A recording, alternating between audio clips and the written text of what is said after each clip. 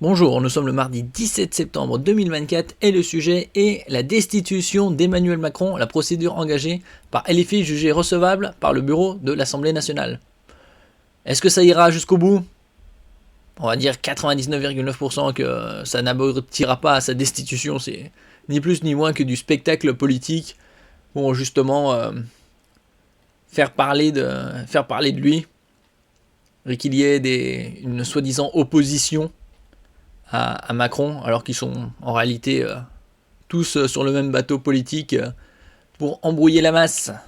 La masse est à la ramasse, en grande partie. N'oubliez pas de vous abonner pour plus de news nationales, européennes et internationales sur ce monde merveilleux dans lequel nous vivons. Ce mardi 17 septembre, la procédure de destitution d'Emmanuel Macron a été jugée recevable par le bureau de l'Assemblée. Ouais, jusqu'où ça ira? Probablement pas bien loin. Ça traînera des semaines, peut-être quelques mois, ouais, ce sera fini avant la fin de l'année. La procédure de destitution d'Emmanuel Macron, portée par la France Insoumise, a été jugée recevable mardi par le bureau de l'Assemblée, qui l'a renvoyée devant la commission des lois, selon les sources parlementaires. 12 voix contre 10. La plus haute instance exécutive de la Chambre basse, où le NFP est majoritaire, a donc validé la première étape de cette procédure par 12 voix contre 10, selon le chef du groupe Union des droites pour la République, Éric Ciotti. Pour rappel, selon l'article 68 de la Constitution, le président de la République ne peut être destitué qu'en cas de manquement à ses devoirs manifestement incompatibles avec l'exercice de son mandat. Rappelle Le Parisien. Le manquement peut être caractérisé par un comportement politique ou privé, ajoute le site Vie publique. Ça fait déjà pas mal de temps avec sa vie privée et ses réunions très bizarres à l'Élysée, où il fait rentrer des individus peu recommandables. Une fois cette proposition adoptée, elle sera envoyée par examen à la commission permanente compétente en matière des lois constitutionnelles qui conclut à son adoption ou à son rejet. Explique la loi. Problème, le nouveau Front populaire ne détient pas la majorité à la commission des lois. Et donc, pour que ça aboutisse, il faut 2 tiers. 2 tiers du Sénat, quelque chose comme ça. Donc, est-ce que ça aboutira ou non?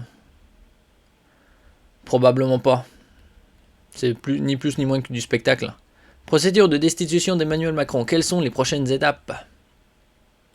Et donc les prochaines étapes sont un passage en commission des lois, puis un vote à l'Assemblée nationale, une proposition transmise au Sénat, une procédure morte-née. Si la procédure de destitution a franchi l'étape du bureau de l'Assemblée, elle pourrait bien s'arrêter là. En effet, les 193 députés membres du nouveau Front populaire ne représentent qu'un tiers des élus du Palais Bourbon. Oui, il y a 577 députés. Certains d'entre eux, comme l'ancien président François Hollande, a d'ailleurs fait savoir qu'il ne s'associerait d'aucune façon à cette procédure, une position qui devrait d'ailleurs être suivie par de nombreux parlementaires socialistes. Ça commence déjà bien. De son côté, le Rassemblement national et ses alliés, qui représentent 142 députés également dans l'opposition à Emmanuel Macron, a critiqué cette initiative qui n'a, selon eux, aucune chance d'aboutir. Ça, c'est évident puisque s'ils ne s'associent pas, ça ne mènera à rien. La probabilité qu'il soit destitué est très mince.